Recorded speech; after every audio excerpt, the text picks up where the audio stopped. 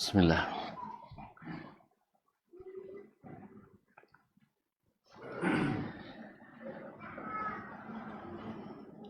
Assalamualaikum warahmatullahi wabarakatuh.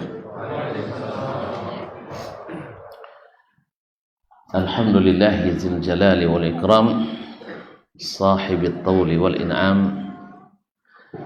Ahmaduhu subhanahu wa ta'ala ala ni'amihi al-idham, kama ashkuruhu ala alaihi al-jisam.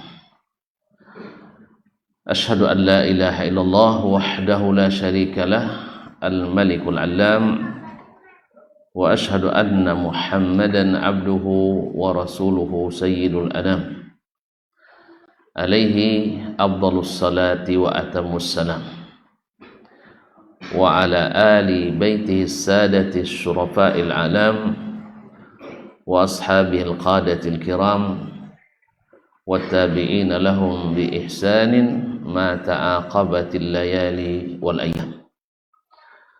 Amma ba'du, fa awla ma yuftatahu bihi al-kalam fi mithli hadzal maqam al-wasiyatu bi taqwallahil malikil alam wa ta'atihi 'ala ad-dawam, fa inna taqwallahi a'la nasab wa inna ta'atahu aghla muktasab.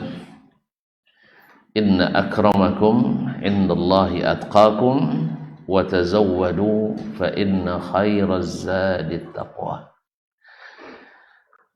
Bapak dan ibu-ibu, saudara-saudara dan saudari, calon bapak-bapak dan calon ibu-ibu, serta adik-adik dan anak-anak yang saya muliakan, yang saya hormati, yang saya cintai, para alim ulama, asatidzah, para nenek mama, tokoh adat, tokoh masyarakat yang hadir di majelis yang mulia ini, di antara tempat-tempat yang paling dicintai Allah, di masjid, di majelis yang dibanggakan insyaallah, mendatangkan ketenangan, mengundang rahmat kasih sayang, serta dikelilingi oleh para aparat langit. Kalau aparat langit bawa ketenangan, aparat bumi kadang-kadang membuat kegelisahan. Ya dah, kalau aparat langit tenang ya, aparat bumi nawa datang intelnya risau gitu. Nah, tapi tidak perlu risau, karena kaji kita terbuka, bahkan di live streaming kan pula. Sahih? Jadi sendalkah masih di luar kan? Hah? Masih di luar? Iya. Jadi bisa dicek, bisa di cross check. Rekamannya juga ada. Oleh sebab itu kita bersyukur kita berada di tempat-tempat seperti ini. Mudah-mudahan menjadi saksi bagi kita di akhirat nanti. Dan mudah-mudahan juga saling memberikan dukungan di dunia sampai ke akhirat. Wa ta'awanu 'alal birri wat taqwa. Mudah-mudahan juga di akhirat nanti saling mencari. Karena kita dikumpulkan di atas ketaatan dan mencari ridha ilahi. Kaum muslimin, kaum muslimat, mudah-mudahan syukur ini membuat kita semakin nikmat mengaji, walaupun tak lomak kaji. Kadang-kadang kaji itu tak lomak saja. Ngaji tauhid ini kadang-kadang monoton kata orang, kering, ya. Kadang-kadang apalagi kalau syekhnya ngomong sendiri, awak tidak diajak ngomong, ya. Tambah lagi kalau gurunya ngantuk pula sebelum jemaahnya. Tapi subhanallah, kalau kita tahu makna dan isi sebuah daripada sebuah kajian, maka kita tidak akan melewatkan sedikit pun. Seperti dulu para sahabat di depan Nabi SAW, bila Nabi memberikan mau'izah, mereka duduk seolah-olah di atas kepalanya ada burung, jangan sampai terbang. Bisa kita buat contoh antum. Letakkan burung di atas kepala antum, usahakan jangan terbang. Gimana? Napas pun jangan ditahan, diatur. Nah, dia tahan mati lah, woy. Ditahan, bukan ditahan tapi diatur. Jangan sampai batuk pun itu kalau batuk mau ditahan itu. Nah, bersin juga. Begitulah mereka berharap jangan sampai satu kata pun dari Nabi terlewat. Fa radhiyallahu anhum ajma'in. Salawat dan salam kepada baginda Nabi alaihi salatu wassalam. Subhanallah, jasanya tak terhitung, tak terkira.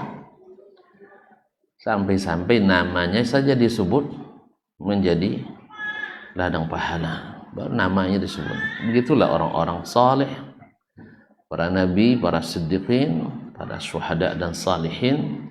Nama mereka itu disebut saja sudah menjadi kebaikan. Nabi alaihissalam disebut namanya, kita bersalawat dan salam untuknya.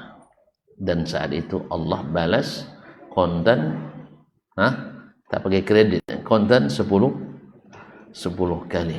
Man shalla alayya salatan sallallahu biha alaihi asyra. Siapa yang selawat kepadaku 1 kali, Allah balas 10 kali. Seolah-olah kita berdoa, Allahumma uftirli, Allahumma arhamni 10 kali, ke 10-10-nya dikabulkan. Jadi tidak perlu ada wisata religius ke makam wali pula, kuburan keramat pula, kan tidak perlu lagi kan? Sebab kata Nabi SAW, sallu alayya fa inna salatakum tablughuni haitsu kuntum. Salawatlah kepadaku karena salawat kalian sampai kepadaku dari manapun kalian, dimanapun kalian berada. Alhamdulillah. Untung mudah menyampaikannya. Kalau sempat pakai COD pula apa ya? Untung malaikat tidak ada kepentingan duniawinya, sehingga tidak pakai bayar, bahkan tidak pakai lobby, tidak pakai proposal. Semuanya otomatis Allah perintahkan dan mereka kerjakan. La ya'sunallaha ma amarahum wa yaf'aluna ma yu'marun.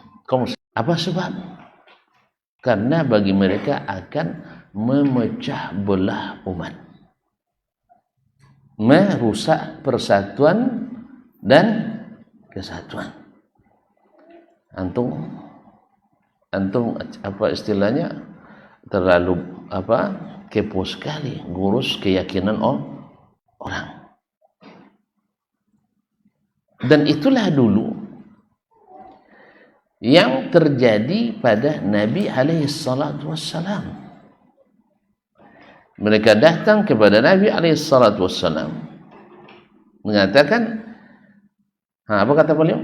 Atau kata orang Quraisy kepadanya, farraqta jam'ana wa shattatta shamlana wa zamamta alihatana wa saffahta ahlamana.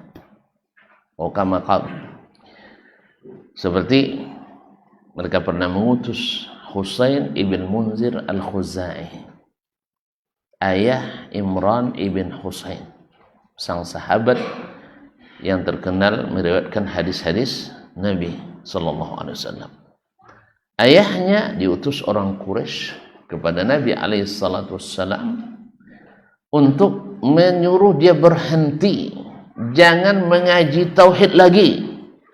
Apa sebab?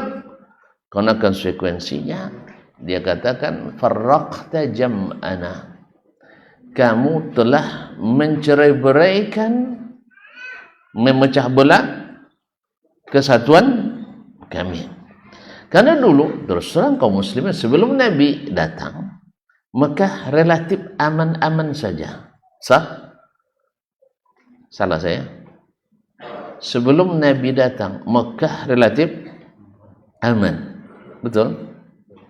Orang nak berbuat apa saja bebas, sampai maksiat pun jadi legal formal. Betul Pak? Khamar maksiat, tapi legal formal, sesuai dengan hak asasi manusia. Zina juga legal hurman. Sampai-sampai ada sebutlah lokalisasi. Tinggal pasang bendera di depan rumahnya. Dan siapa yang masuk? Ini yang paling mudah untuk mengurus kartu membernya. Ya, paling mudah ngurusnya. Dan bila terjadi kehamilan, maka seluruh yang punya kartu member dipanggil untuk tes DNA. Hah? Berarti tes DNA itu sudah ada sejak zaman jahiliyah, bahkan lebih canggih. DNA sekarang kabarnya kirim dulu sampelnya ke Amerika, 3 bulan baru sampai ke kita hasilnya. Hari itu para al-qafah mereka tinggal menengok, oh ini anak si fulan. Ketika dipanggil yang telah anak lahir, dipanggil semua yang punya kartu, yang ada chipnya, ya, yang pernah masuk berlangganan dipanggil. Lalu si al-qafiyah, ahli qiyafah itu melakukan tes di lapangan langsung. Maka siapa yang ditunjuk, maka langsung didaftarkan ke Pen Jabil. Iya, langsung dicatat sebagai anak si fulan. Jadi kaum muslimin dan muslimah dirahmati Allah SWT, jadi mereka menganggap itu sebagai hal yang legal formal. Karena memang kalau di akidah rusak, produk seluruhnya akan rusak. Ibadah akan ikut rusak. Apa sebab? Akidah bahannya tidak asli, apalagi ibadah, apalagi muamalah, apalagi kearifan lokal. Karena apa? Semuanya hasil perkiraan dan hasil perasaan. Ma'asyiral kiram dirahmati Allah. Ketika bahan akidahnya tidak asli, otomatis bahan ibadahnya juga tidak asli. Coba kita lihat yang asli bagaimana tahannya, yang tidak asli bagaimana tahannya. Ketika Husain, siapa tadi Husain? Enggak bercatat, no? Ibnul Munzir, ayah Imran bin Husain. Imran bin Husain, salah seorang perawi hadis yang banyak memberikan hadis. Ya, Imran bin Husain Ibnul Munzir Al-Khuzai. Imran sudah masuk Islam, ayahnya belum. Datang ayahnya, ini orang yang payah, mana payah? Maju non tua atau maju non muda? Wih, ini sok-sokan nampaknya, tidak menghormati orang tua. Depan itu ada orang tua nih. Pak, mana yang lebih cepat berubah, anak muda atau orang tua? Muda kan? Iya kan? Apa sebab? Orang tua sudah merasa mapan. Orang tua sudah merasa pintar. Orang tua merasa lebih. Orang tua merasa pengalaman. Makanya ketika ditunjuk Nabi yang jadi Rasul Muhammad SAW, mereka protes juga. Kenapa tidak diutus? Laula unzila hadzal Qur'an ala rajulin minal qaryataini azim. Kenapa Al-Qur'an tidak turun kepada laki-laki, maksudnya yang sudah matang, dari salah satu dari 2 kota besar ini, Makkah atau Taif? Kok dia yang ditunjuk? Nanti kalau tunjuk kali orang Taif sama juga dibawa, mereka tolak juga. Datang ke orang tua gitu juga sama. Sekarang kalau kita ngaji, LC yang ceramah dibilangnya baru LC. Lalu kita datangkan dokter, kalau datangkan dokter dibilang percuma dokter. Kan itu masalahnya, bukan masalah laqab, bukan masalah ilmu, bukan. Masalahnya mereka merasa lebih dari yang lain. Masyur. Jadi makanya Husain ibn Munzir Al-Khuzai radhiyallahu anhu. Kenapa kita katakan radhiyallahu anhu?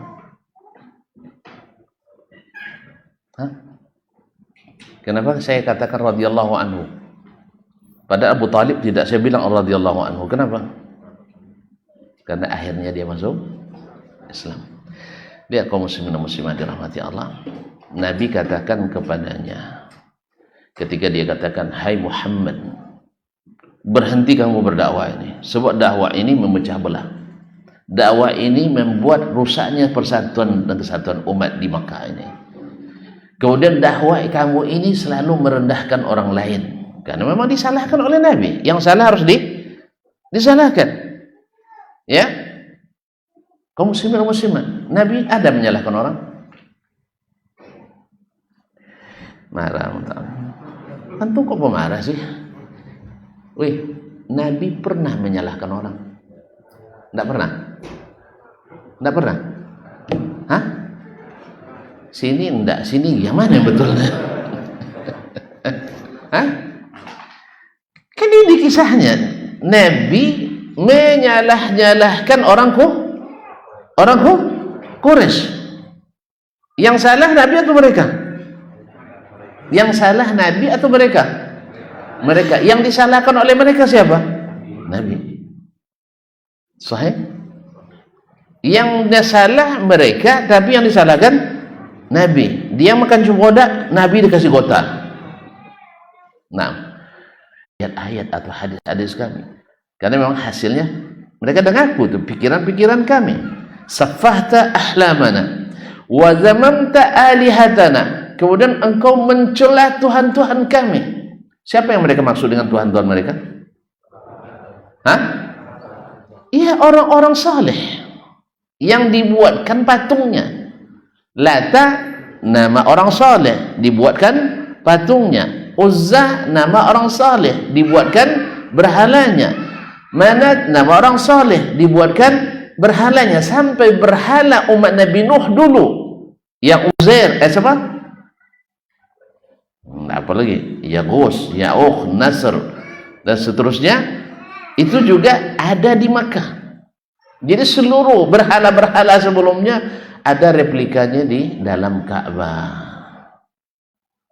Subhanallah, dalam Ka'bah.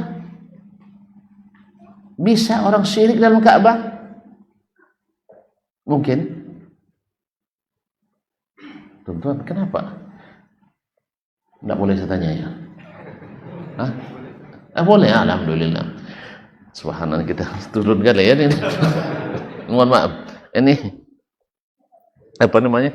Ininya goyang. Kaki saya juga kadang-kadang berjalan nih. Nah, mohon maaf ya. Itu gerakan tidak masuk dalam ceramah itu. Jadi injury time. Baik. Kaum muslimin dan muslimat dirahmati Allah. Ada perpanjangan waktu nanti. Sampai di mana tadi? Tidak boleh. Hah? Nama-nama berhala. Berhala di dalam Ka'bah. Menyembah berhala dalam Ka'bah syirik atau bukan? Ka'bah lambang tauhid atau lambang syirik? Lambang tauhid. Kok bisa? Kok bisa? Oleh itu kaum muslimin dan muslimat dirahmati Allah Subhanahu wa taala, apakah mereka menyangka itu syirik? Menyangka itu salah? Kenapa mereka tidak menyangka itu salah? Pertama saya nak tanya, apa buktinya mereka menganggap itu benar?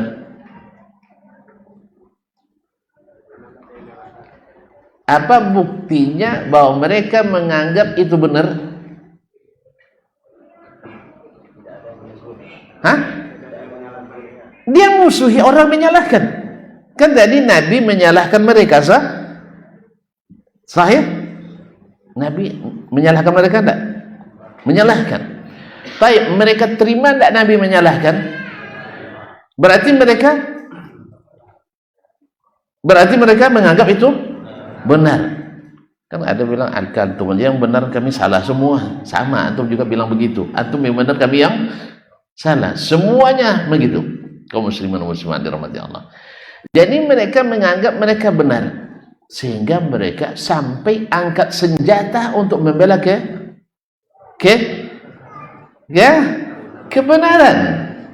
kebenaran bagi mereka. Nabi membawa kebatilan menurut mereka. Kalaulah mereka menganggap Nabi benar, pasti mereka tidak menolaknya. Nah, didatangi oleh Imran, siapa tadi? Husain bin Al-Munzir Al-Khuzai. Kata Nabi sallallahu alaihi wasallam kepadanya, Ya Aba Imran, wahai ayahnya Imran, anak kan Imran. Orang Arab kan suka dipanggil pakai kunyah, ayahnya fulan. Kita juga suka kan? Wahai ayahnya siapa fulan. Suka enggak? Kenapa suka? Tanda kita lelaki sejati. Tanda lelaki sejati punya istri dulu. Habis itu punya anak. Makanya sebelum punya anak pun mereka dipanggil dengan kunyah. Jelas ya? Dengan harapan dapat anak, karena anak itu kebanggaan. Bukankah begitu? Coba kalau antum nikah tidak dapat anak, apa kira-kira? Sama istri aja sudah tidak pede lagi kan? Iya. Jadi dan orang Arab dan juga seluruh manusia pada umumnya suka disebut anak ayah si fulan, terutama orang Arab. Nah, Nabi alaihissalatu wassalam ini juga adab kaum muslimin, sekalipun kepada orang non muslim kita tidak boleh menganiaya, menzalimi haknya. Hak dipanggil dengan baik tetap kita berikan. Jelas? Makanya jangan, woi kafir, jangan gitulah. Walaupun kita menghukum mereka kafir, tapi jangan pandai ya, Pak. Jangan panggil ya kafir. Jelas ya? Nah, kaum muslimin dan muslimat dirahmati Allah. Bukan maknanya tidak boleh menghukum selain Islam kafir, bukan. Tapi kalau dia tidak senang dipanggil kafir, jangan dipanggil juga kafir, Ustaz. Atau dibilang pendek aja tidak mau, apalagi dibilang suka dipikir munafik kan enggak. Nah, jadi kaum muslimin, ya Aba Imran, kam ta'bud minal alihah, berapa orang Tuhan yang kamu sembah? Nabi langsung ke masalah yang paling utama dari seluruh masalah, karena tauhid dan syirik ini adalah trending topik seluruh dakwah Nabi atau dakwah seluruh Nabi alaihi wassalatu wassalam. Wa ma arsalna min qablika min rasulin illa nuhi ilai annahu la ilaha illa ana fa'budun. Tidak pernah kami utus seorang rasul pun sebelummu kecuali kami wahyukan kepadanya bahwa tidak ada yang berhak diibadati kecuali saya, maka beribadalah kepadaku. Dan beribadah di sini diartikan oleh para ahli tafsir wa ala muqaddimatihim, imam mereka adalah Abdullah bin Abbas radhiyallahu ta'ala, ay liya'budun wa liwahidun, supaya mereka mentauhidkanku.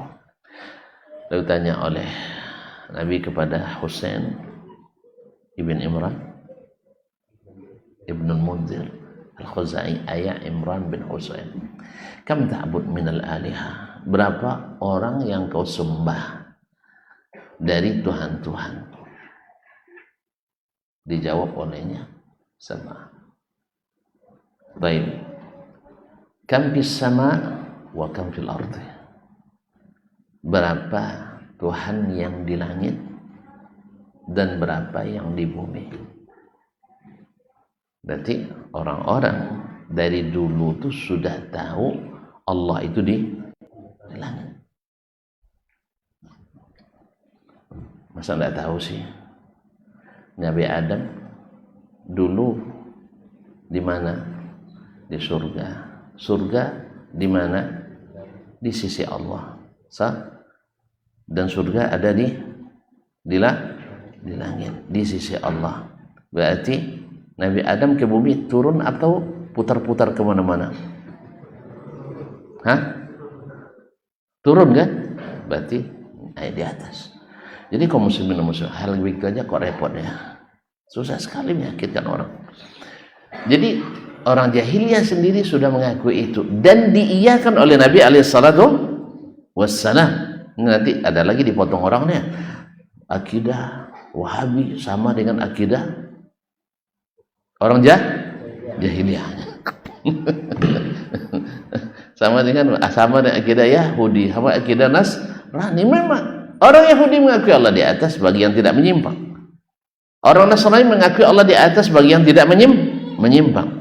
Dan umat Islam yang tidak menyimpang mesti mengakui Allah di atas. Berarti kalau yang tidak mengakui berarti menyimpang. Nah, kalau menyimpang jalannya lurus atau tidak? Belok. Kalau tidak lurus jalannya berarti jangan menyesat-nyesatkan orang. Woi, bahaya bahaya nyesat-nyesatkan orang itu. Jadi Nabi katakan, Nabi iyakan itu. Nah sekarang, hai Husain, ya Husain, ya Aba Imran, idza marida waladuk man tad'u. Kalau anakmu sakit keras, kamu doa ke yang mana? Qala ad'u man fis sama', saya minta ke yang di langit. Idza nazalat bika na'ibatu bin nawa'ibid dahr, kalau terjadi musibah berat, mana yang kau minta pertolongannya? Qala asta'idu bima fis sama', saya minta kepada yang di langit. Baik. Sampai ditanyakan bagaimana siapa yang beri nikmat, menghidupkan, mematikan, semuanya yang di langit. Baik. Sekarang wahai ya Husain, ya Aba Imran, tafarradahu wa wahdahu, dia sendiri yang memberikan kamu nikmat, menyehatkan, menjaga, melindungi, mematikan, bagi rezeki, semuanya dia sendiri. Kenapa kamu syukur yang lain? Yang memberi cuma yang di langit. Kenapa yang di bumi-bumi ini tidak bisa buat apa-apa, tapi kamu juga bersyukur kepadanya? Untuk apa? Paham tak? Paham tak? Karena ibadah itu adalah lambang syukur kita sebagai hamba. Lambang kita syukur kita pada sebagai hamba. Jadi Nabi alaihi salatu Allah Subhanahu wa taala memberi nikmat kepada Ali Daud, i'malu ala Dauda syukran. Wahai Ali Daud, setelah Allah membaca nikmat-nikmatnya kepada mereka, maka beramallah sebagai tanda syukur kepada Allah. Wa qalilun, sambung, wa qalilun min ibadiyas syakur, hanya sedikit di antara hambaku yang mau bersyukur.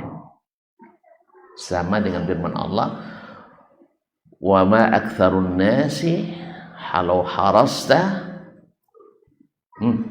bimu'minin.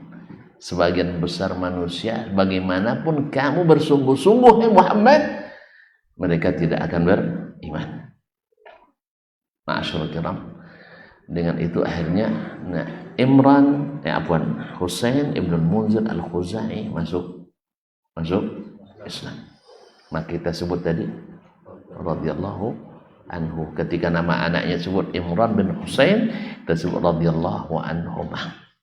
Kaum muslimin dan muslimat. Nah, apa pentingnya tauhid selalu dibicarakan? Padahal membicarakan tauhid ini membuat banyak orang tidak senang.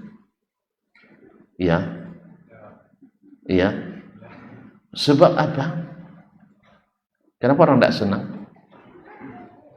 Padahal dia kunci surga. Kalau tak bertauhid, kita tak masuk surga. Man kana akhiru kalamihi la ilaha illallah dakhalal jannah. Dan pertanyaan pertama yang ditanya di kuburan nanti adalah man rabbuk. Yang menjawab bukan hafalan kita hari ini. Antum buatlah kuat-kuat hafalan, ya, hafal sampai nomor halaman, sampai sudut kiri sudut kanan, tapi kalau tauhidnya tidak asli bahannya, maka hafalan itu tidak akan menguatkan. Karena yang menguatkan itu adalah yuthabbitullahu allazina amanu bil qawli tsabiti fil hayatid dunya wa bil akhirah. Allah akan mengokohkan orang-orang yang beriman dengan perkataan yang kokoh di kehidupan dunia dan di akhirat. Di antaranya adalah pertanyaan di kuburan seperti yang tafsirkan oleh Ummu Salamah istri Nabi alaihi salatu wassalam radhiyallahu anha. Baik kaum muslimin dan muslimat yang dirahmati Allah. Kenapa orang kalau belajar tauhid merasa terganggu? Kenapa? Sebab konsep tauhid umat Islam, konsep tauhid umat Islam, bukan Islam ya, umat. Beda kan? Pakaian muslimah dengan pakaian islami, beda enggak? Hah? Pakaian muslim dengan pakaian muslimah, beda enggak? Tentu enggak tahu bedanya. Biasa saya tunjukkan dengan kenyataan. Nah, kami pernah jadi pengurus masjid juga besar. Masuklah ibu-ibu dengan busana muslimah, pakai jilbab, tapi jilbabnya basa-basi. Tahu jilbab basa-basi? Ada yang tertutup, ada yang terbuka. Hah? Atau kadang jilbab lambai-lambai angin. Hah? Kalau naik motor terbuka dadanya. Atau jilbab bunuh diri. Ya katanya berjilbab itu panas, tapi kalau tuntutan kerja masuk jilbab ke dalam ini tidak panas. Sah? Tidak ada panas. Sebenarnya panas itu di hati sebenarnya. Ya saya katakan, orang katakan, ada bilang saya menengok si fulan itu sampai 2 hari saya tidak bisa tidur katanya kan. Antum salah sendiri, nengok orangnya masa tidak bisa tidur. Berarti antum hatinya rusak. Hati kita yang rusak. Masa nengok orang rusak kita ikut hati rusak, paham tak? Ada orang nengok si fulan tuh perangai itu apa katanya. Biarlah dia peranginya apa-apa. Yang penting antum jangan peranginya ikut apa-apa pula. Paham tak?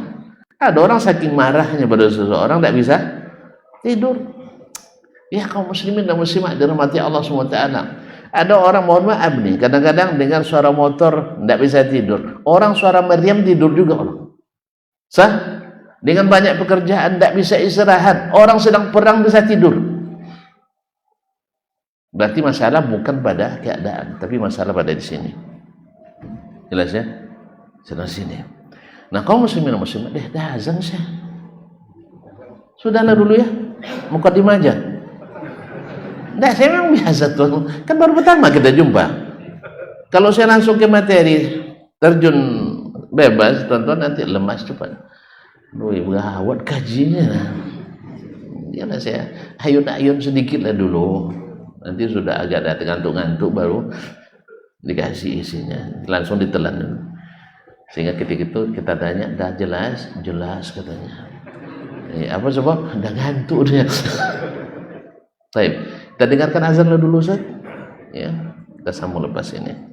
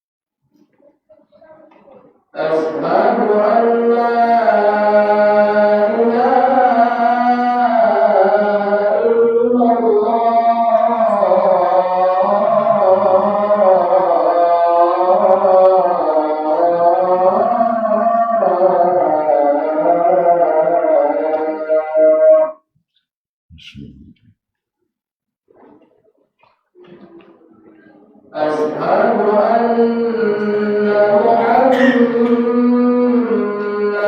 Rasulullah.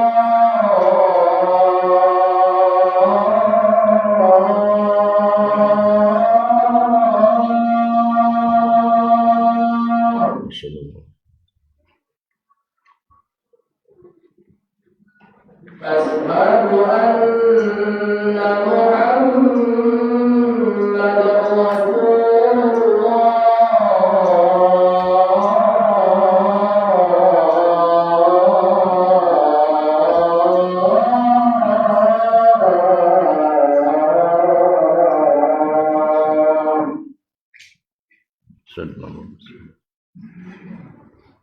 Hayya 'alas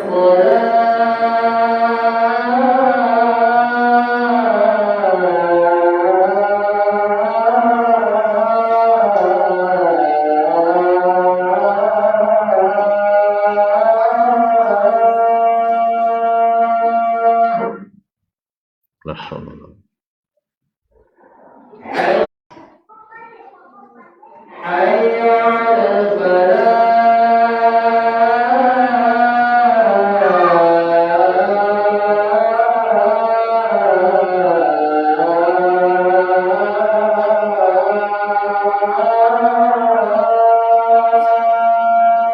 Rasulullah.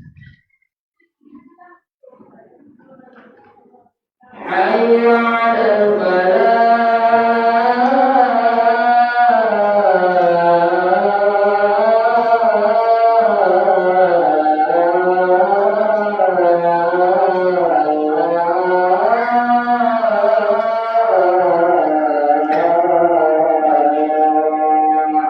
Rasulullah. Allahu Akbar.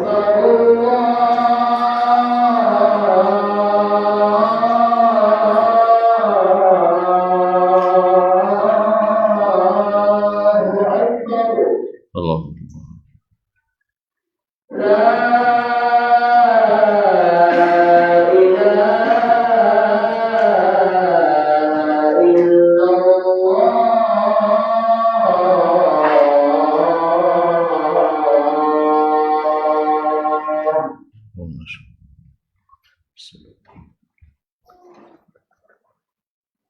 Salatu.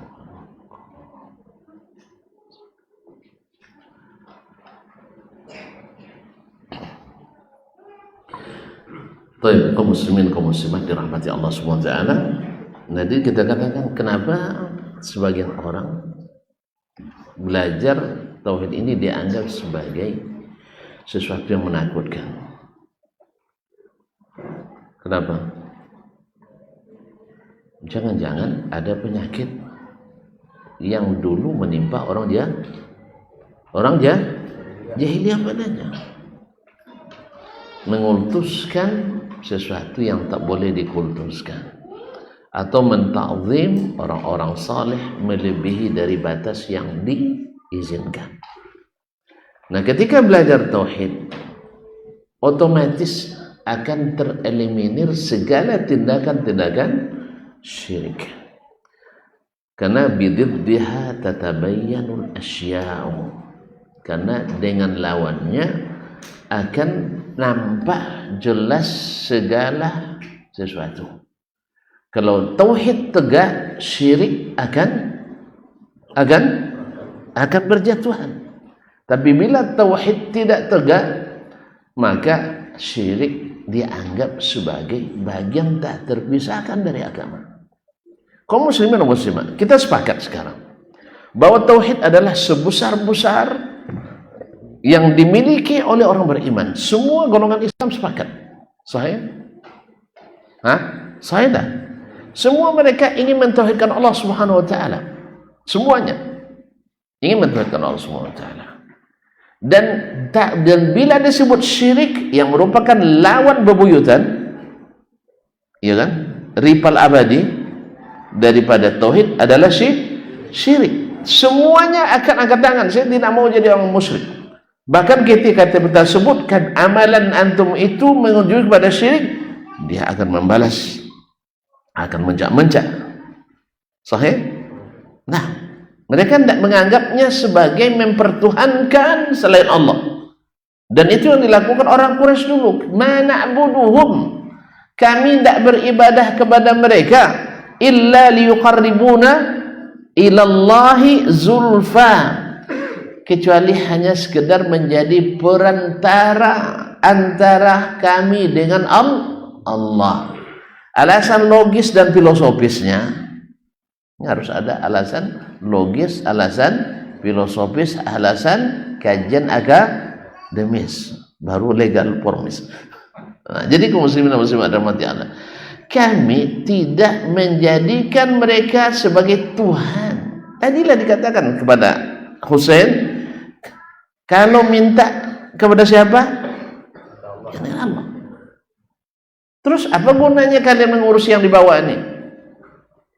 Jangan kalah oleh hudhud, tahu hudhud? Hudhud, ungge, burung, sampai terbang 2000 kilo dari Palestina ke Sabah, Yaman. Ya, karena apa? Inni wajadtu imra'atan tamlikuhum. Saya mendapatkan hudhud. Penting tak? Sebab kalau dia terlambat, maliya la aral hudhud am kana minal ghaibin. Kenapa saya tidak melihat hudhud, kata Nabi Sulaiman. Nah, berarti Nabi Sulaiman tak tahu yang gaib ya. Kan dia nanya, mana hudhud? Berarti kalau dia tahu yang gaib pasti dia tahu aman, dia sedang ke Yaman. Tak? Am kana minal ghaibin, dia tidak hadir. Nah, lalu kata Nabi Sulaiman, la aqtulannahu, saya akan bunuh dia, au la ya'tiyanni, bantulah saya, la ya'tiyanni bisultan. Kalau tidak saya bunuh, la asbahanna, ya, saya akan sembelih atau dia mendatangkan keterangan. Makanya dia jawab tadi, saya terlambat karena pergi ke Yaman, urusannya sangat penting, masalahnya adalah syirik. Nah, dia kaum muslimin dan muslimat dan rahmati Allah, karena seiring dengan berkembangnya zaman, jauhnya kita dari zaman kenabian, sehingga tidak sedikit orang kalau dengar syirik dia ngeri. Tetapi masalahnya sering syirik itu tidak ditunjukkan secara detail, tidak disebutkan syirik itu seperti apa, yang penting berbahaya. Ibaratnya salah seorang guru kami menyebutkan seperti orang diceritakan kepadanya bahaya seekor singa, tapi sang ustadz lupa menyebutkan, syekh tidak menjelaskan bagaimana spesifikasi singa itu, seperti apa kepalanya, seperti apa bentuk badannya, tidak disebutkan. Hanya pokoknya jangan buat syirik. Hanya ditunjukkan syirik seperti apa, menduakan Allah. Menduakan seperti apa tidak dijelaskan. Yang penting jangan menganggap ada Tuhan selain Allah. Ibaratnya jangan dekat singa. Singa di mana? Dalam hutan. Seperti apa? Tidak dijelaskan. Pergi dia ke hutan Afrika. Hutan banyak singa, hutan Afrika kan?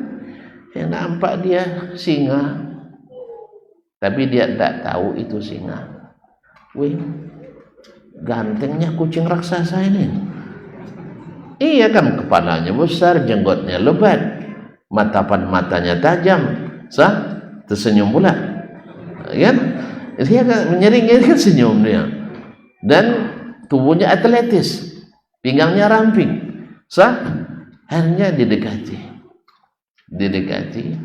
Yang namanya singa ada maunya, tidak langsung agresif, dikasih dulu, akhirnya dicengkeram. Setelah dicengkeram baru tahu, ternyata ini bukan kucing, ternyata singa. Itu masalahnya. Yang lebih parah lagi adalah ketika yang memberikan gambaran tentang singa memberikannya seperti gambaran kucing. Seperti kucing. Jadi orang salah paham bahwa singa itu seperti kucing atau kucing itu seperti singa.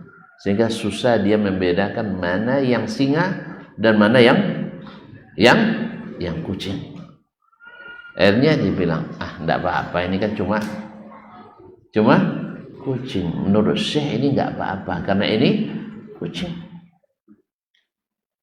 Contoh konkret misalnya larangan Nabi tentang jangan sholat menghadap kuburan.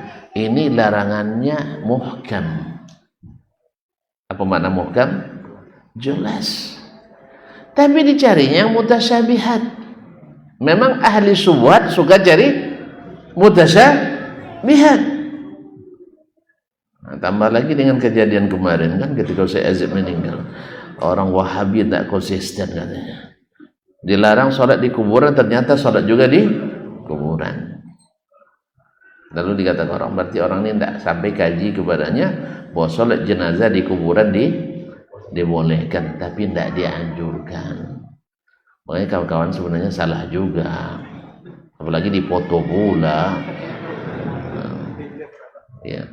Kalau antum sudah terlambat, ya, karena menyolatkan itu maslahat, tapi subuhat nanti jadi mudarat. Itu harus dipikir juga dalam dakwah itu. Tapi tidak apa-apa, ada juga karena rubba dharratin nafi'ah, ada juga mudarat yang bermanfaat. Ini dibahas lagi sampai keluarlah subuhat tadi. Di antara subuhat dikatakan Aisyah radhiyallahu anha, bukankah Nabi dan sahabat Abu Bakar dan Umar dikubur di kamarnya, dia salat di situ. Kan iya. Ini subuhat, ini mutasyabihat. Muhkam atau minal mutasyabihat? Mutasyabihat.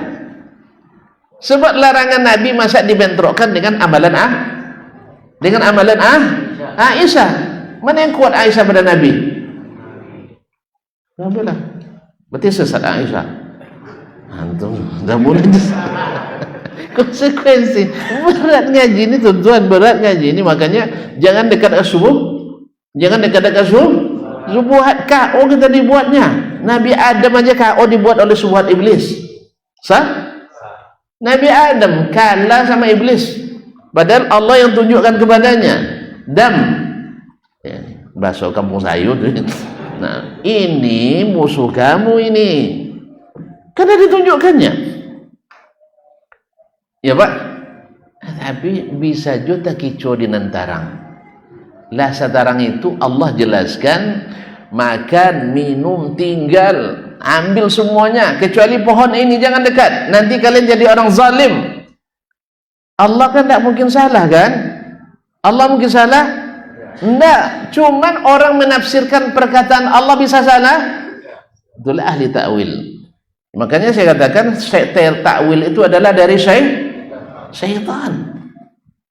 Ta'wil itu dari syaitan.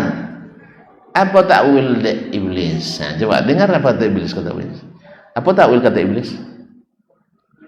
Pertama jelas berupaya meyakinkan Adam dan Hawa dengan apa? Dengan sumpah. Wa qasamahuma. Lalu dia bersumpah kepada keduanya. Kalau lo bersumpah kan yakin lah kita lagi nah. Apalagi sampai nangis pula kan. Ya, bersumpah tambah dengan meyakinkan Adam. Kamu kan tahu abang lebih tua deh kalian. Nah, itu masalah. Kembali lagi, abang lebih tua. Lebih dulu masak makan asam garam. Kalau masam naik asam lambung, garam naik gula, naik darah. Makanya pemarah. Ma'asyiral kiram dihormati Allah SWT. Mana harabukuma? Di sini baru dia. Padallahuma bi ghurur. Ditipu, dikicuh dengan tarang. Padallahuma bi ghurur. Mana hakuma rabbukuma? Tahu tak kalian tahu? Ini rahasia sebenarnya antara kita aja. Jangan tanya ketahui yang lain. Ini rahasia di antara kita. Tidak ada yang berani buka rahasia ini kecuali saya. Ya Allah ya Rabbi. Adam dengar. Lalu Allah tak melarang kalian mendekati pohon itu sebab tahu enggak? Ada rahasianya. Apa itu? Sebab siapapun yang makan di pohon itu jadi malaikat dan nanti kekal di surga. Jangan ada yang tahu ya. Lalu terpengaruh enggak Adam? Terpengaruh enggak? Dia nanya mungkin saya tidak dalam cerita tidak sebutkan. Yang jelas memang Hawa yang pertama mencicipinya. Jadi mungkin bapak jadi nak lama di surga atau nak sebentar. Ini abang kita bilang, abang iblis sudah bilang kalau nak lama di surga makan, kalau nak cepat keluar jangan dimakan. Tertipu Adam. Tertipu. No. Alaihi wassalam. Falamma zaqa minhuma falamma zaqa asy-syajarata badat lahuma sawatuhuma. Ketika mereka baru mencicipi tanggal semua pakaiannya. Hukuman dari Allah SWT. Ya. Tertipu nak sama Adam? Sama iblis. Dengan apa? Kecerdasan menjadikan yang mustasyabihat seolah-olah menjadi muhkamat. Ma'asyiral kiram dirahmati Allah. Lalu Nabi jelas mengatakan la tusallu ilal kubur. Jangan salat menghadap kuburan. Didatangkan, bukankah Aisyah dulu salat di dekat makam Nabi SAW? Gimana jawabnya Pak? Kau nak kono dek kau kicu iblis? Saya? Ayolah jawablah.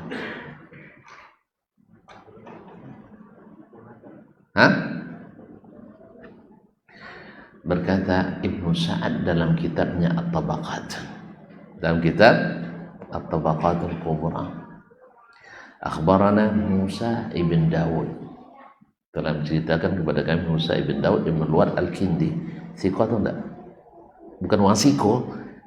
Thiqah. Ya. Sa'ina.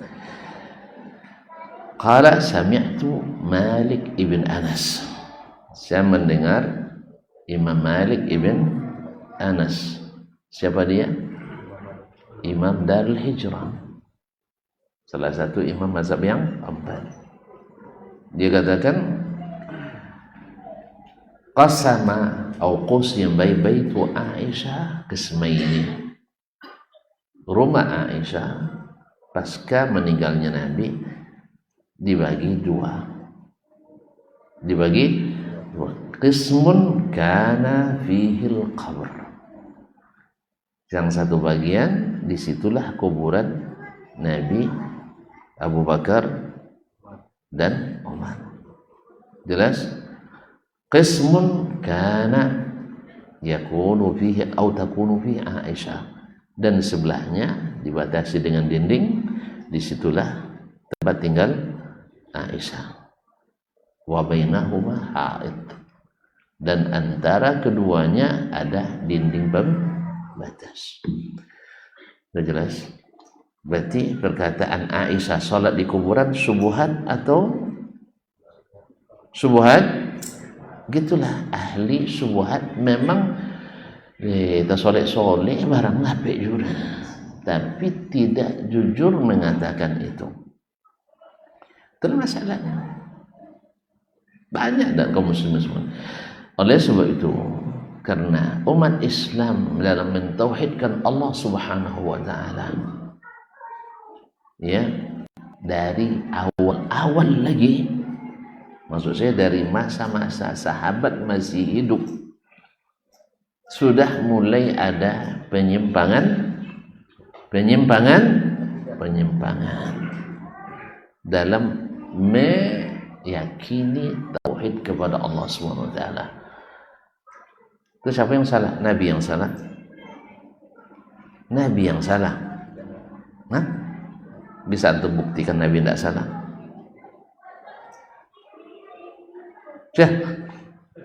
Ya Allah ya Rabbi, kita aja tidak bisa buktikan. 23 tahun Nabi berdakwah, dimulai dengan tauhid dan diakhiri dengan tauhid. Coba lihat kaum muslimin dan muslimat dirahmati Allah. Awal dia berdakwah, wa anzir ashiratakal aqrabin fasda bima tu'mar wa a'rid 'anil musyrikin. Ingatkan daripada syirik. Kemudian ketika beliau akan meninggal, beliau mengatakan la'anallahu al-yahuda wan nasara ittakhadhu lanjut qubur anbiya'ihim masajid. Allah melaknat orang Yahudi dan Nasrani karena menjadikan kuburan para nabinya sebagai tempat-tempat ibadah. Sudah jelas. Ya, kan kata Nabi, tapi sahabat gimana? Sahabat gimana? Maka kita katakan alhamdulillah, alhamdulillah, alhamdulillah. Allah sudah berfirman, fa in amanu bimithli ma amantum bihi faqad ihtadaw. Kalau seandainya mereka beriman seperti kalian beriman. Siapa kalian di sini? Sahabat radhiyallahu anhum. Faqad ihtadaw, mereka lah sesungguhnya mendapat hidayah. Allah Maha benar dan fakta menunjukkan benarnya firman Allah ini. Walaupun sudah ada golongan-golongan menyimpang di akhir-akhir masa sahabat. Apa golongan menyimpang yang pertama? Khawarij.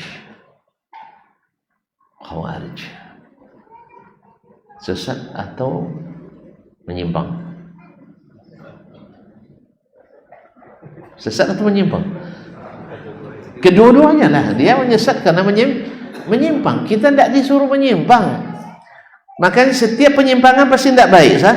Makanya jangan cari-cari jalan simpang. Kan sebagian dai mengatakan belajar agama ini, dakwah ini tidak bisa lurus-lurus saja Ustaz. Harus ada nyimpang-nyimpang. Ya Syekh, antum penyimpang ya. Penyimpangan itu baik apa buruk? Woi, si Fulan punya tabiat menyimpang, bagus enggak? Si Fulan menyimpang dari kebiasaan manusia. Enggak baik kan? Menyimpang dari jalan yang benar.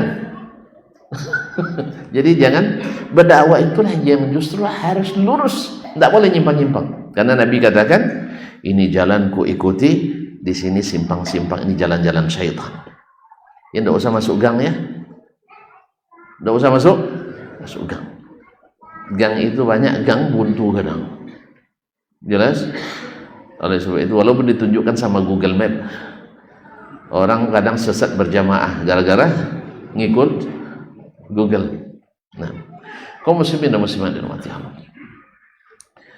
Jadi bukti Allah benar, tidak satu pun sahabat yang terlibat baik secara berjamaah maupun secara personil, individu yang terlibat aliran sesat.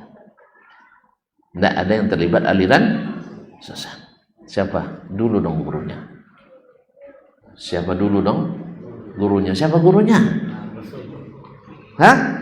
Rasulullah SAW.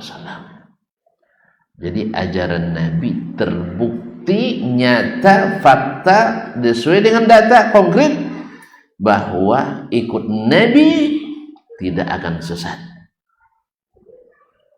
Tetapi menyimpang dari jalan Nabi pasti tersesat. Coba. Itu baru mukadimah Pak. Kita lanjutkan. Serius, ini saya tidak tanggung, tuan-tuan nanti kelaparan, saya tidak tanggung lah. Iya. Hah? Kan judulnya baru tauhid seperti yang diajarkan Nabi SAW. Sekarang pertanyaannya, tuan-tuan nak panjang isinya atau cukup mukadimahnya yang panjang? Baru isi, tidak perlu banyak-banyak tapi mengenyangkan. Baik, saya coba dengan seringkas-ringkasnya dalam tempo yang sesingkat-singkatnya. Saya coba nih. Dan jawab keputusannya ada pada jemaah. Kalau jemaah bilang sudah jelas, saya stop. Tapi kalau belum jelas, kita lanjut. Nah, jadi kaum muslimin, terbukti bahwasanya sahabat tak terlibat aliran sesat satupun.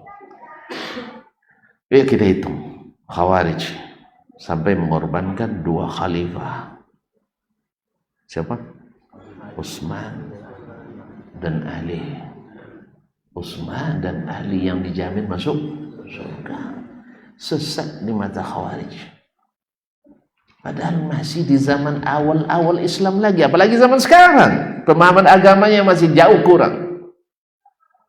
Di zaman yang masih berinteraksi dengan generasi terbaik, langsung Nabi yang ngajar mereka, sempat juga mereka menuduh sahabat itu. Coba bayangkan. Apalagi kita hari ini.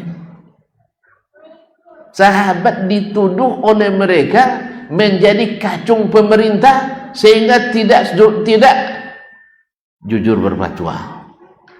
Akhirnya mereka putus mata rantai mereka dengan sahabat, sehingga tidak ada guru mereka sahabat, sehingga mereka menyimpang dan sesat. Jelas ya? Itulah makanya kita mohon maaf dengan sepenuh mulut kita teriakkan, tuan-tuan mau selamat, ikut cara sahabat. Jelas? Kau bilang jelas, selesai. Iya, kalau nak selamat jangan menyimpang sedikit pun dari cara beragama sahabat. Tapi kan kita beda tempat, Ustaz. Iya, beda tempat, tapi agama sama dan surga yang kita tuju sama alamatnya. Dan Nabi sudah tunjukkan ini jalan ke surga. Selainnya adalah jalan. Nah, sempit agama itu, subhanallah, sampai ke Romawi, sampai ke Rusia, sampai ke Mesir, sampai ke Afrika, tidak pernah orang bilang sempit beragama secara Nabi. Berarti masalahnya antum, dada antum penuh dengan subhat. Ibarat gelas, mana gelas tadi? Sudah simpan pula. Gelas itu kalau sudah diisi, dah penuh, kalau diisi lagi, tumpah tak? Tumpah. Makanya hati-hati kalau diisi dengan subuhat-subuhat, masuk sunnah dan ayat, tumpah sunnah dan mana yang tumpah? Yang di bawahnya atau tumpah yang di atasnya? Yang masuk tumpah atau yang di dalam? Sebagai contoh nampaknya. Ambil alasnya saya. Nah, ini air kalau udah penuh kita masukkan lagi. Yang tumpah yang masuk baru masuk atau yang di bawahnya? Yang baru masuk. Kecuali yang masuk besi. Jadi kaum muslimin, makanya ketika padat hati kita, jiwa kita dengan berbagai subuhat, biasa jadi pengikut subuhat, akhirnya yang sehat-sehat, yang muhkamat tidak masuk, tumpah dia. Paham sih? Antum sudah kena subuhat Allah mawjudun bila makan, Allah ada tanpa tempat, maka seluruh ayat, seluruh hadis yang menurut pemahaman antum akan mesti punya tempat, antum tolak. Sahih? Betul? Itu masalahnya. Antum lebih dulu membuat hukum sebelum datang dalil. Sedangkan Nabi SAW mengajarkan kepada kita, pahami dalil dulu baru keluarkan hukum. Ini enggak, buat bakwan dulu, bocah topung. Tapi jadi brownies ini. Jadi kaum muslimin dan muslimat dirahmati Allah SWT. Jadi Nabi sudah ajarkan kepada sahabat 23 tahun tauhid. Tonton tahu nggak bahwa ilmu berpikir yang diwarisi dari orang-orang Yunani kuno dulu. Sudah ada di zaman Nabi. Wih, kalau tidak paham pertanyaannya bilang, wih, sudah ada nggak pemikiran Yunani itu di saat Nabi diutus? Sudah ada kan? Sebab Aristoteles itu, kenal Aristoteles dengan murid-muridnya yang terkenal 4-3 orang itu, murid Acuaris, Plato, Socrates,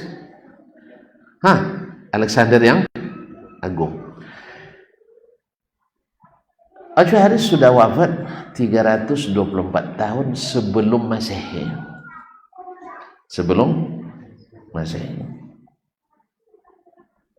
Nabi lahir. Nabi lahir. Lalu pun tidak pernah maulid nampaknya. Nabi lahir 571 Masehi. Diutus tahun 610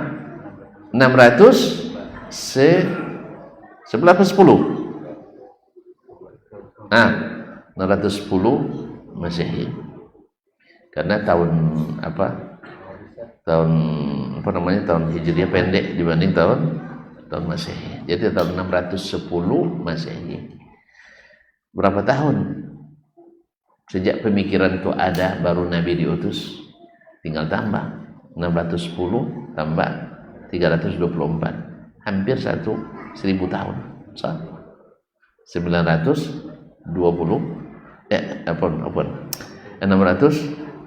salah lagi saya, 6 tambah 3 9 dan 10 tambah 24 934. Dan betul yang pertama yang keberangkatan.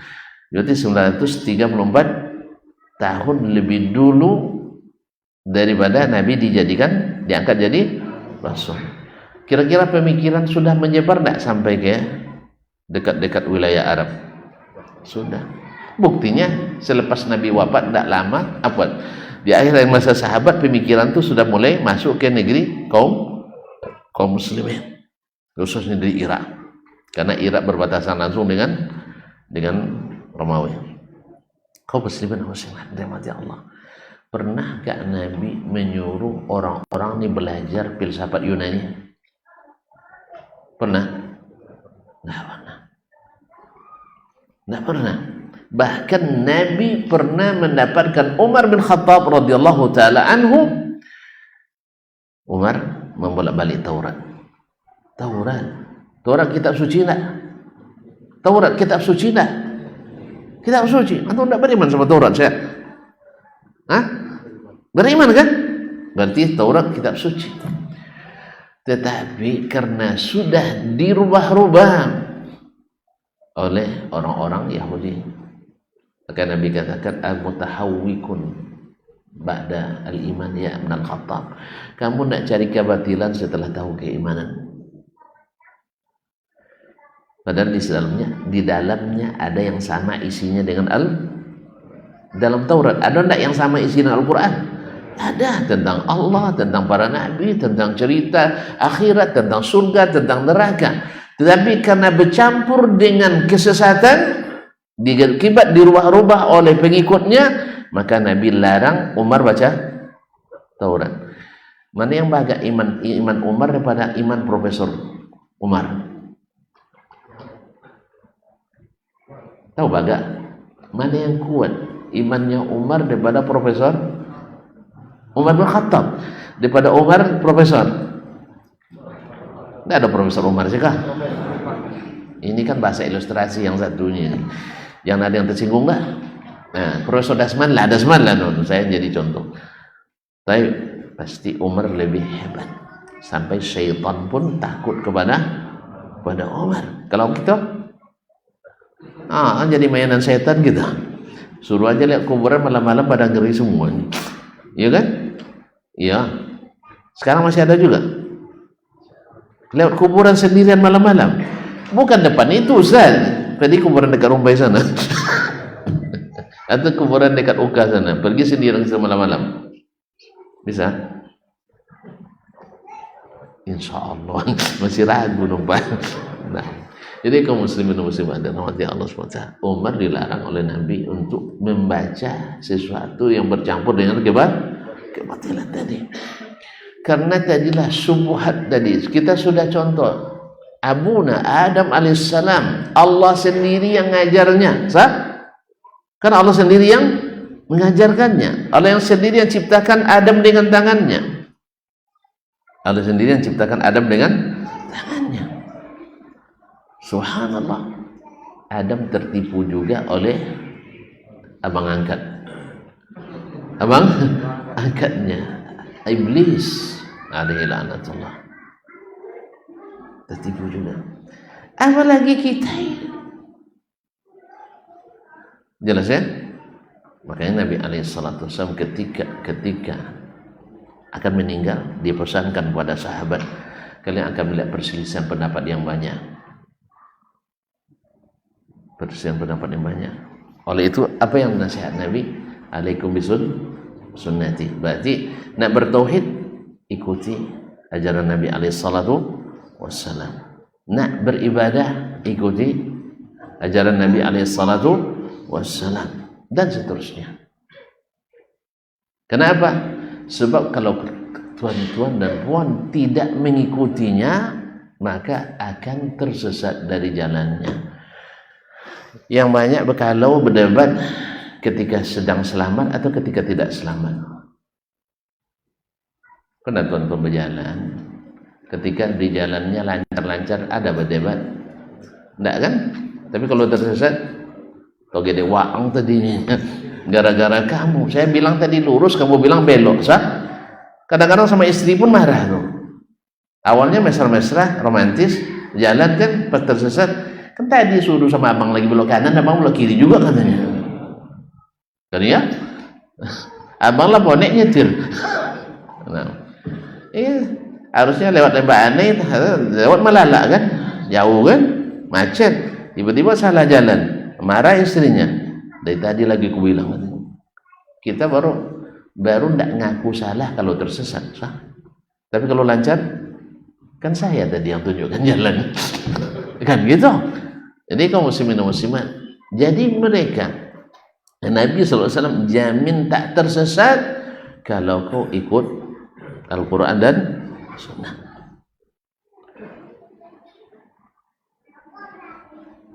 Jelas? Nah, sekarang apa yang dimaksud dengan tauhid itu?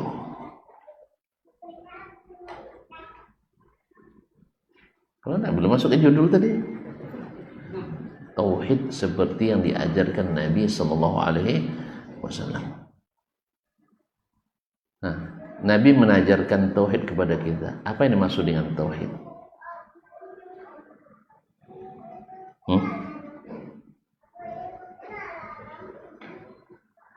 Gimana? Apa makna tauhid itu? Kalau makna bahasanya menyatukan, menunggalkan, mengesakan. Apa yang diesakan?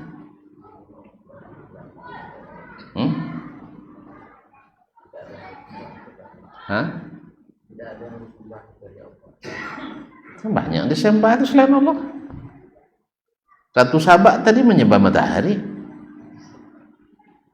Orang Buddha menyembah semuanya. Orang Konghucu menyembah Goho. Apa? Tok Pekong ya, toh. Banyak disembah selain Allah. Fir'aun minta rakyat menyembah dia. Namrud juga mengaku jadi Tuhan. Sahih? Nah, jadi kaum muslimin dan muslimat dirahmati Allah SWT. Tauhid adalah beriman, al-imanu biwahdaniyatillah, mengimani keesaan Allah Azza wa Jal, bahwa Allah itu esa pada fi rububiyatihi, yaitu tentang rububiyahnya. Apa makna rububiyah? Dari kalimat Rabb itu artinya memiliki, memelihara, menjaga, dan seterusnya. Jadi hanya dia yang memiliki, hanya dia yang mencipta, hanya dia yang mengatur, hanya dia yang berkuasa. Nah, ada nggak umat Islam yang tidak berkeyakinan seperti ini,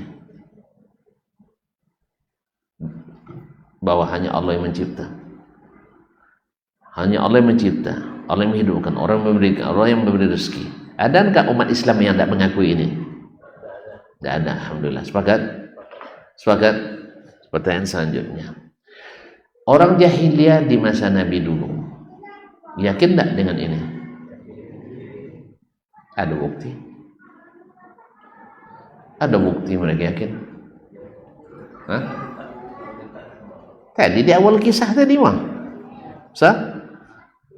di awal kisah tadi, dia yang menyembuhkan, dia yang menyehatkan, dia yang menghidupkan, dia yang mematikan, dia yang memberi rezeki. Ada musibah, dia juga yang kita minta. Ini yang patung-patung ini hanya ini aja, simbol-simbol aja. Berarti semua orang secara fitrah meyakini ada yang mencipta itu. Sampai Chuharis tadi, Pak, ya, dia sampai pada satu konklusi, satu natijah pembahasannya, bahwa segala sesuatu yang teratur ini, bumi dengan segala keteraturannya, pasti ada yang mencipta. Tapi siapa yang mencipta dia nggak tahu. Dia menyebutnya faktor X. Faktor X. Akhirnya lahir istilah faktor X dari situ. Apa makna faktor X? Tidak diketahui. Ditemukan Mr. X atau Mrs. X. Tidak dikenal identitasnya. Oleh sebab itu, siapapun yang belajar tauhid kepada Allah menggunakan pendekatan Aristoteles, memakai dasar pemikiran Aristoteles bahwa segala sesuatu harus disesuaikan dengan logika dan retorika dulu baru diyakini, maka yang jelas baginya jadi kelam. Itulah namanya ilmu kelam. Ilmu kelam. Yang jelas jadi kelam. Allah bilang tentang dirinya, lalu diproses dengan ilmu kelam, yang jelas itu jadi kelam. Nabi memberitahu tentang Rabbnya, yang jelas itu jadi kelam, dengan ilmu kelam. Kenapa? Sebab yang mencipta pemikiran seperti itu, atau saya katakan menemukan pikiran seperti itu, dia sendiri tidak tahu siapa pencipta, karena hanya berdasarkan logika. Dan semua aliran-aliran yang sesat dalam mentauhidkan Allah karena meninggalkan Nabi Sallallahu Alaihi Wasallam. Jelas ya? Baik di rububiyah, dan ini jarang umat Islam yang tidak mengakuinya. Tetapi kadang-kadang merembes juga ke situ. Sebab sebagian dari orang-orang gulu dalam sufi tarekat kadang-kadang meyakini bahwa wali mereka, khususnya wali kutub, itu punya kuasa mengatur alam. Ini sudah sampai syiriknya kepada rububiyah. Orang jahiliyah tidak sampai ke situ, tapi mereka sampai. Ada pula yang gulu seperti wahdatul wujud, bisa menyatu dengan zat ilahi. Ini yang ngaji-ngaji nur-nur ini, ya, gelap itu. Nah, nur Allah bercampur nur Muhammad, itulah saya ini. Masalah hebat pula dia lagi di mana. Jadi kalau ada ngaji-ngaji nur, nanti ya mundur aja lah dulu. Kami nur kahroba aja lah, cahaya listrik. Ya. Kaum muslimin dan muslimat dirahmati Allah. Di situ banyak subhannya. Seperti kata Ibnu Qayyim, hadis-hadis yang berkaitan dengan nur-nur Muhammad itu semuanya hadis palsu. Nah, cuman sayangnya yang palsu-palsu itu seperti hadis mutawatir dibuatnya. Tapi hadis-hadis yang sahih seperti hadis palsu. Maka ketika sebut Nabi mengatakan Allah di atas, dibilangnya alamat palsu. Tapi ketika ada hadis palsu tentang Nur Muhammad, maka mereka seperti hadis mutawatir. Nasallallahu alaihi wasallam. Baik, mentauhidkan Allah yaitu mengesakannya dalam rububiyahnya. Terus wa uluhiyatihi, yaitu tentang uluhiyahnya. Al-ilahu asli kalimatnya adalah al-mahbub, al-ma'luh, al-mula bihi, yaitu yang dicintai dengan sepenuh hati. Ya, dia dicintai dan digandrungi sepenuh hati, mutlak dicintai.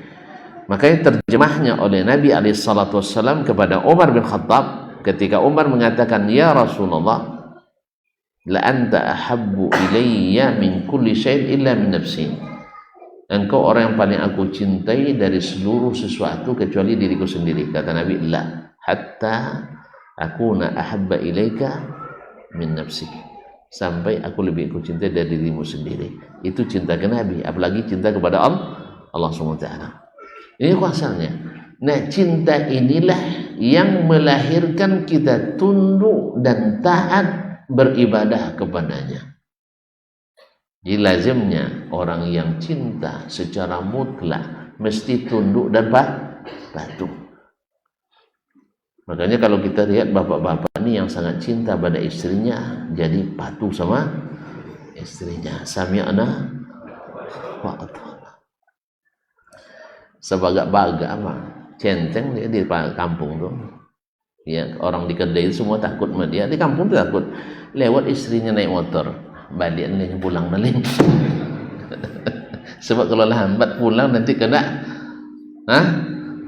marah sama istrinya. Allah musta'an. Jadi betul juga Ustaz.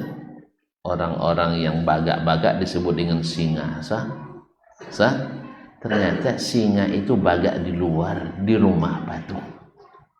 Tidak tahu teman-teman?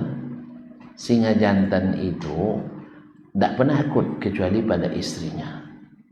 Saya betina, tidak tahu. Nah, hari sekarang. Jadi kalau ada orang nanti bagak di luar, di rumah biasanya patuh sama istrinya itu. Silakan buat teliti, Pak. Sebagian sampelnya saya punya. Ya, sebagian sampelnya saya punya. Bagak dia sampai terkenal di Siantoro Pekanbaru, tapi pas di rumah tunduk sama bini. Mau tahu? Tidak usah. Jangan-jangan kita termasuk pula di antaranya. Jadi kaum muslimin dan muslimat. Jadi uluhiyah artinya beribadah hanya kepada Allah. Jadi oleh sebab itu mesti dipahami konsep ibadah itu dari Nabi SAW. Nabi SAW mengingatkan kalau minta pada Allah, berdoa pada Allah, bersumpah atas nama Allah, menyembelih dengan nama Allah, tawassul. Tawassul harus mengikut tawassul yang dibolehkan Allah Subhanahu wa taala dan Rasulullah sallallahu alaihi wasallam. Dan semua itu lengkap tertuang dalam ayat dan hadis-hadis muhkamat. Lalu ahlus syubhat mencari yang mutasabihat. Padahal kaidah yang benar, bila bertentangan dalil muhkam dengan dalil mutasyabih, mana yang didahulukan? Al-muhkam. Seperti contoh saya sebutkan tadi, Nabi larang jangan sholat menghadap kuburan. Jangan antum datangkan Aisyah sholat di kamarnya, itu syubhat. Atau jangan antum bilang banyak ulama yang juga membolehkan. Terus Nabi melarang, ulama membolehkan. Mana yang kita ikuti? Kaum muslimin dan muslimat, Kita ke pasar ada musik, sah? Supermarket ada musik, ke naik mobil ada musik, ke pasar rakyat ada musik. Terus gimana kita? Awak nak makan? Nggak usah belanja ke pasar. Apa maksud saya? Saya pergi ke pasar kan ada musik, sah? Terus antum bilang karena saya mengharamkan musik saya tidak boleh pergi ke pasar. Tayyib, antum turun keluar ke jalan banyak nak gadis lewat, haram apa enggak? Nengok nak gadis weh, haram apa enggak? Haram. Terus oleh sebab itu saya ngurung diri di rumah. Paham maksud saya? Jadi saya keluar itu bukan karena saya menghalalkan itu, bukan. Saya hadir ke pasar yang ada musiknya, bukan saya berangkat haram halal musik, tidak. Saya dipaksa.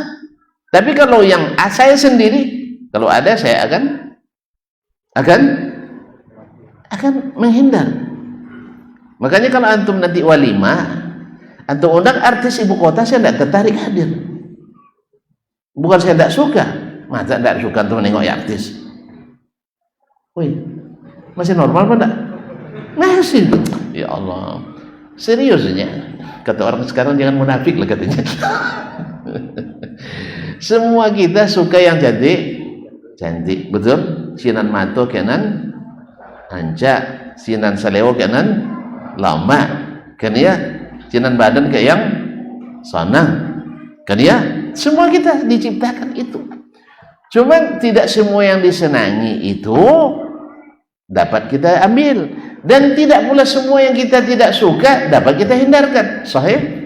Jadi jangan paksa antum sembarang menghalalkan musik. Di mobil ada musik, di pesawat ada musik, kereta api ada musik, mungkin di mulut istri ada musik katanya. Iya, saya mau tidak mau, tidak mungkin saya beli pesawat sendiri. Mainan pesawat aja tidak punya.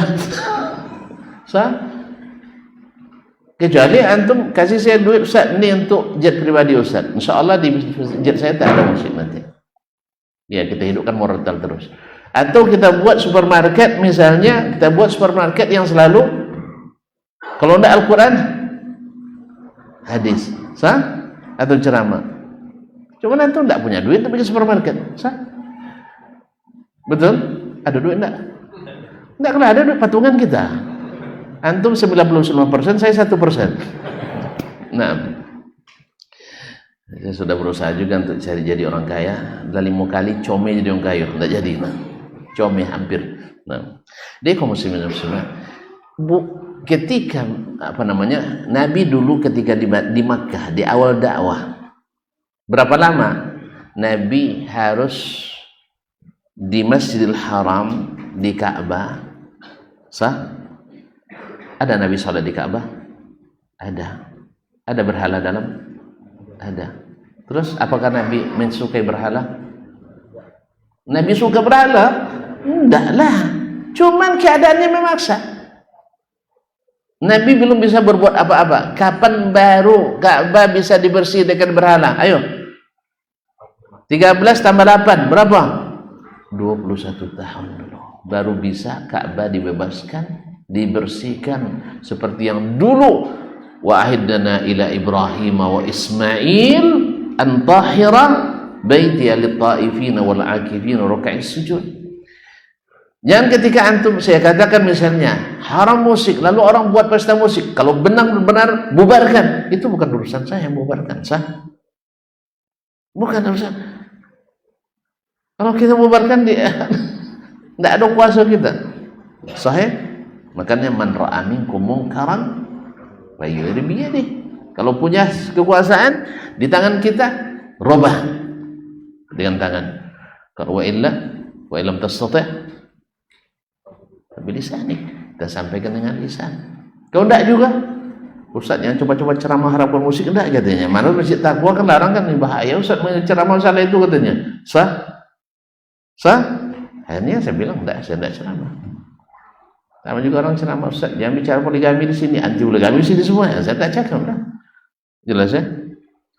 Cuman jadi bukan berarti ketika kita dalam suatu keadaan yang kita benci lalu kita paksa berarti atau menghalalkan, bukan. dakwah itu ada maratib, tingkatan-tingkatannya. Jadi pada uluhiyatihi, pada uluhiyahnya, di sini yang kenanya umat itu kebanyakan. Sah? Dalam hadis dari Ibn Abbas, Rasulullah SAW kana nasu ala tauhid. Dulu manusia itu dalam keadaan bertauhid. Adam. Wa inna syaitana, sesungguhnya asyaitan ijtalathum, membelokkan mereka. Kan ibu menyimpang kan? Dan syaitan kan pintar memanfaatkan suasana. Orang berbuat maksiat, kan bagi sebagian kita maksiat lebih besar daripada syirik di mata sebagian. Di mata sebagian maksiat itu lebih besar daripada syirik. Oh, jangan dibaca-baca masalah syirik. Dia kan hebat orangnya, yang ingkar mungkarnya jalan. Ya dulu orang ini preman, sekarang sudah ke masjid. Tapi masjid mana? Yang ada kuburan dalamnya. Jadi penggerak destinasi wisata religius. Mohon maaf ikhwan, mana yang lebih besar dosanya mengutuskan berdoa kepada orang-orang yang di kuburan daripada dosa minum khamar?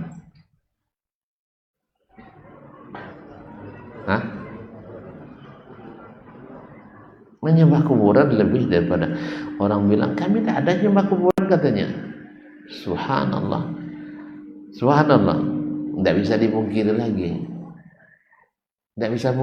ya pulan.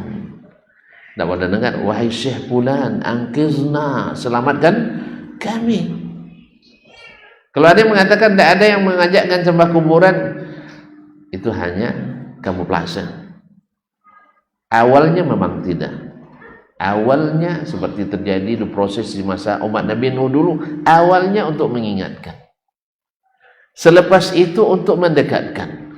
Selepas itu menyembah dan sujud kepadanya.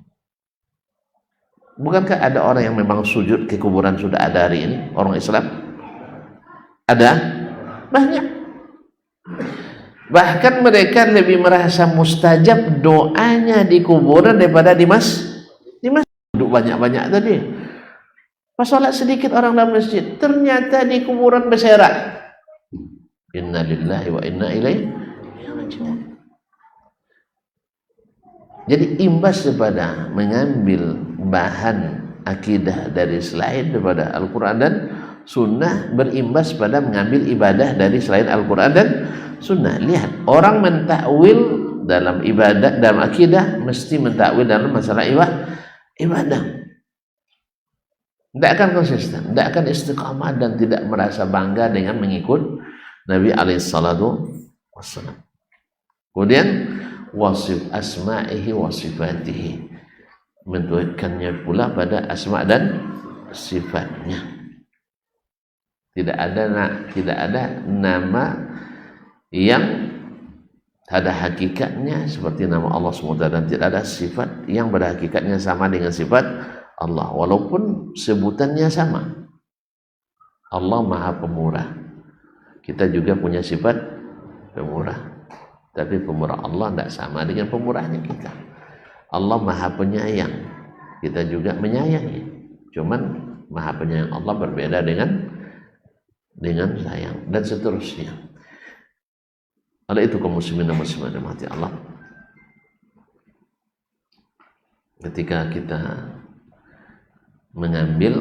menauhidkan Allah dari Nabi alaihissalam, maka tauhid atau konsep tauhid yang lain otomatis akan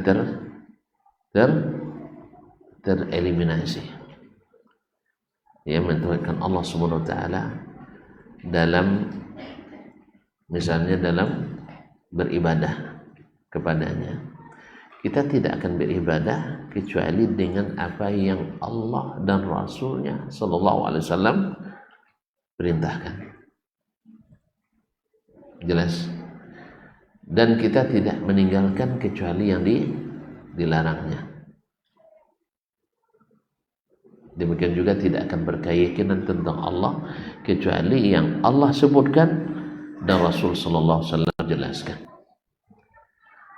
Sehingga agama ini tak berubah dari zaman itu sampai zaman kita. Bagaimana Nabi meyakini tentang Allah, seperti itulah kita meyakini tentang Allah Subhanahu wa taala. Tapi ketika orang sudah banyak cara-cara menauhidkan Allah, maka mempelajari tauhid hari ini menjadi trending topik kita pula. Sebagaimana Nabi dulu, karena kenaknya mereka banyak di tauhid uluhiyah. Tadi sudah kita sebut dari awal, orang Quraisy mengakui hanya Allah yang menyembuhkan penyakit. Sah? Hanya Allah yang bisa menyelamatkan dari kesulitan-kesulitan besar. Sah? Baik. Nah, hanya Allah semuanya. Mereka yakin. Demikian pula kita harus meminta hanya kepadanya, bersyukur hanya kepadanya. Kenapa diminta kepada selainnya? Kalaulah boleh meminta ke kuburan keramat, ramai kuburan Nabi itu zaman sahabat. Sah? Kira-kira kalau seandainya keyakinan sahabat sama dengan keyakinan sebagian umat hari ini, pergi ke kuburan Syekh Fulan, Wali Fulan, doanya mustajab. Mana yang lebih utama, kuburan Wali Fulan daripada kuburan Nabi Muhammad SAW? Nah, Nabi Muhammad SAW. Tapi justru kita dapatkan dalam keadaan sulit besar wafat Nabi SAW, terjadi pertama kali khilaf antara sahabat siapa yang jadi pengganti. Sah? Andainya tuan-tuan punya salawat seperti yang diklaim oleh sebagian, langsung Nabi keluar dari kubur. Bagaimana yang lebih penting menentukan siapa pemimpin setelah Nabi daripada hanya sekedar mengucapkan salam kepada Habib? Hah? Wih, mana yang lebih penting urusan negara ni? Jadi pengganti Nabi memimpin umat Islam daripada hanya sekedar mengucapkan atau mencium lutut antum. Subhanallah. Atau ngantuk saya. Urusan khalifah lebih penting sah. Kenapa Nabi biarkan saja para sahabat berselisih dulu sampai hanya dapat kata sepakat? Kan waktu awal-awalnya orang Muhajirin bilang pemimpin dari kaum Muhajirin karena mereka lebih dulu masuk Islam. Logis kan? Logis enggak? Tapi orang Ansar bilang wilayah teritorial kami punya. Logis enggak? Logis, tanah mereka punya. Kalian hanya datang sebagai imigran. Orang yang pindah dari Makkah pindah ke Madinah. Wajar mereka menuntut jadi pemimpin. Sahih?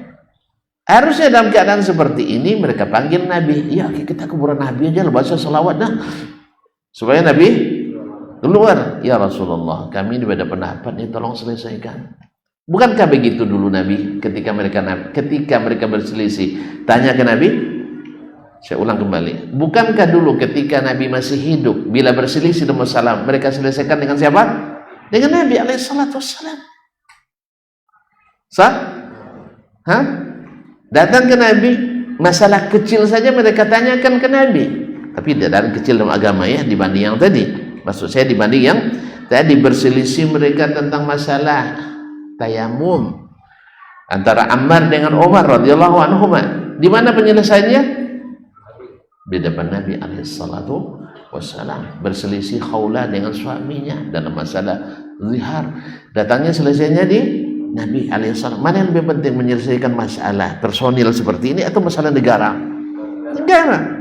Kenapa mereka tidak datang ke Nabi alaihissalam? Ya Rasulullah, selesaikan kami. Sah? Lalu ketika Utsman mau dibunuh oleh orang Khawarij, Kenapa dia ada suruh Nabi, ayo Nabi selamatkan kami, doa kita dekat kuburan Nabi langsung kita selamatkan supaya orang Khawarij ini sadar. Suruh Nabi pidato, ayyuhal Khawarij tubu ilallahi taubatan nasuha. Enggak. Nah, jadi kalau ada orang yang klaim hari ini bisa membangkitkan Nabi, bisa komunikasi dengan Nabi, apalagi jadi penjaga gawang neraka, kita katakan antum sudah menyimpang, dan menyimpangnya jauh.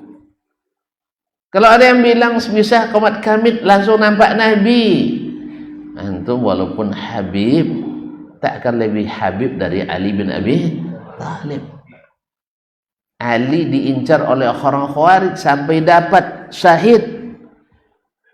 Masa Nabi rela aja menantunya dibunuh orang? Harusnya dia keluar itu, datang ke markas Khawarij. Kalian ngaku tidak saya sebagai Nabi? Sahih? Akhirnya mereka jadi sahabat. Jadi kalau ada orang bilang seperti itu, katakan Anda menyimpang. Tidak seperti ini tauhid diajarkan Nabi SAW. Maka segala hal yang menyimpang dari jalan sahabat yang sudah lengkap diajarkan Nabi SAW, berarti bukan petunjuk Nabi SAW. Jelas? Alhamdulillah. Nah, ini yang saya tunggu itu jelas. Saya sudah tahu dapat kuncinya. Masih panjang cerita kita, tapi hanya sekedar contoh sedikit saja. Yang mudah-mudahan tuan-tuan tidak losi. Tahu losi? Tidak jerah. Itu resiko. Saya kan udah lama rindu nak datang ke sini. Pas dapat, tidak mungkin langsung selesai. Ya baru jam 9 gitu. Baru 9. Kami pernah ke sana tuh, Jeruk Nipis, Teluk Nipis, tahu tak tuan-tuan, kami ngaji sampai jam 12 malam. Ya, hampir-hampir sental mau dibawa pula ke dalam. Kalau malam kan takut orang keluar. Sampai 12, belum juga selesai pertanyaan tuh, masih nak bertanya lagi. Tapi saya yang losi dibuatnya. Saya yang tahu losi. Apa bahasa Asia, Bang Cup? Losi itu apa bahasa Indonesia? Tidak bisa diterjemahkan. Ali tengok nanti kamu sebesar bahasa Indonesia.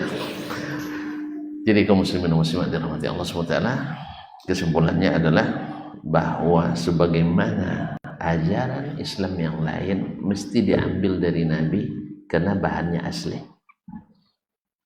Demikian pula tentu lebih utama tauhid kita harus berbahan asli, Al-Quran dan Sunnah.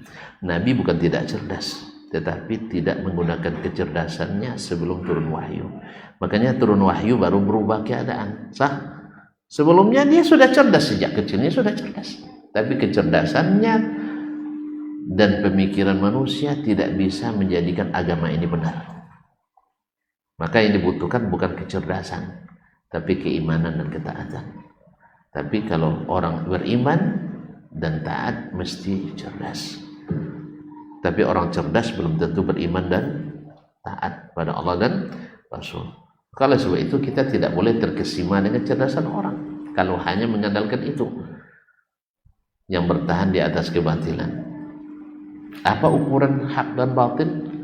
Al-Quran dan yang tidak ada personil yang tidak tersesat setelah sahabat. Tabi'in banyak yang tersesat, tapi bukan dominan ya. Jangan salah sangka pula, sosok langsung enggak, karena gurunya kebanyakan masih sahabat, hanya sempalan-sempalan Khawarij, Syiah, Qadariyah, Jabriyah yang kecil-kecil kelompoknya menyimpang dari jalan. Tapi walaupun kecil ribuan juga Pak, ribuan juga, tapi yang mayoritas adalah yang mengikut sahabat. Di tabi'in dan mulai semakin banyak yang menyimpang. Tentu semakin kehilir semakin banyak sampahnya. Kan ya? Kita di hilir apa di hulu? Di hulu apa di hilir? Bukan kapal kari hilir, tidak. Kita sudah ada di hilir. Tentu banyak sampah-sampah pemikiran yang sampai. maka kita harus bersih-bersih dengan apa? Al-Quran dan Sunnah. Kalau dari yang kurang bersih ke lebih bersih kan bagus. Nah, cuman tadilah yang suka dengan yang kurang bersih tadi karena dugaannya itu yang sudah sangat bersih, itu kan menjadikan nanti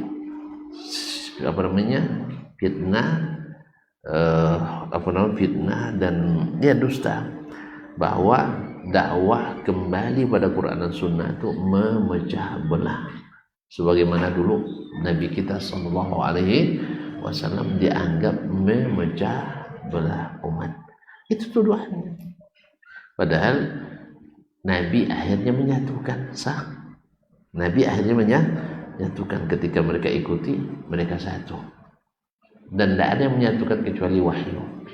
Pikiran seperti pepatah orang tua, kepala samo berbulu, isi di dalam pasti berbeda. Makanya yang ngikut alur pemikiran pasti banyak penyimpangan, tapi yang mengikut Al-Quran dan Sunnah Nabi SAW, insya Allah dijamin oleh beliau tidak menyimpang. Jadi jangan buat kecuali yang beliau suruh dan buat. Sedikit ini bermanfaat, lebih dan kurang mohon dimaafkan, yang lebih bawa saja pulang, yang kurang-kurang disempurnakan aja nanti.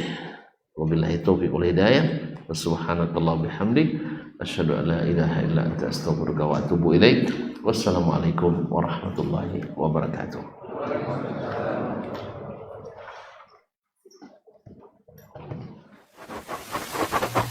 Barometer amal kita saleh tak salehnya di salat kita. Bila salat kita ikhlas dan sesuai dengan sunnah Nabi SAW, maka insya Allah amalan yang lain mengikuti. Ini aktivitas ini membantu saya di akhirat atau akan menyulitkan saya di akhirat? Kalau seandainya perbuatan itu ternyata akan menyulitkan kita di akhirat kelak, tinggalkan perbuatan itu. Anta ni'mal jund. Kamu adalah sebaik-baik prajurit. Coba lihat. Kamu adalah sebaik-baik prajurit. Maka tujuannya adalah menghancurkan kehidupan rumah tangga.